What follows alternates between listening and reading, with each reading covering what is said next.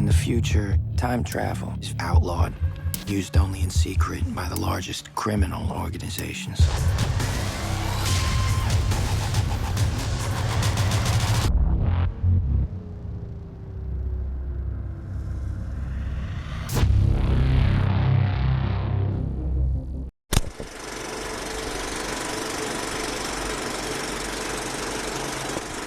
So Joseph, this movie was amazing. Were you impressed even when you saw the final cut? I actually was, yeah. I had the opportunity to see it kind of coming together as Ryan was cutting it, which is really cool. As an actor, you don't always get to be involved in that part of it. And Ryan's really inclusive and collaborative, and but absolutely, seeing it all done, and especially seeing it in front of an audience.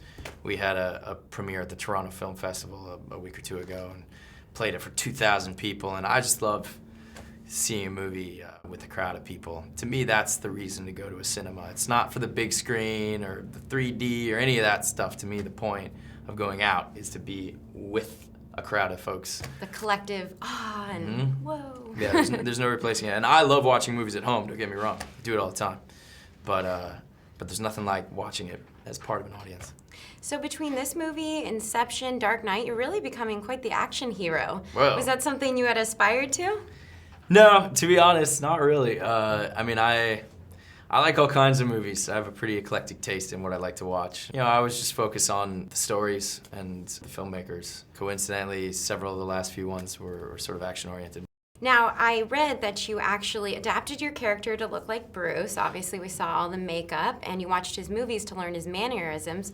But my question is, why didn't Bruce have to look and act like you? Wow, that wouldn't make as much sense, would it? I only thought it was proper that the junior would defer to the senior in this case. Now, the future looks pretty grim in this movie. What do you hope the future looks like? Well, I like to remain optimistic, even though the present can look dire. And you're right, I think Looper does offer a fair warning about what a future could look like. And it's not a movie about this, but you know, it's set in the middle of the United States 30 years from now. Poverty has gotten out of control. And that is what happens if you just let the rich keep getting richer and don't look out for anybody else. It's a warning. Yeah, you know, and like I said, Looper's not really about that. It's sort of a setting in the background. I like how it addresses that subtly.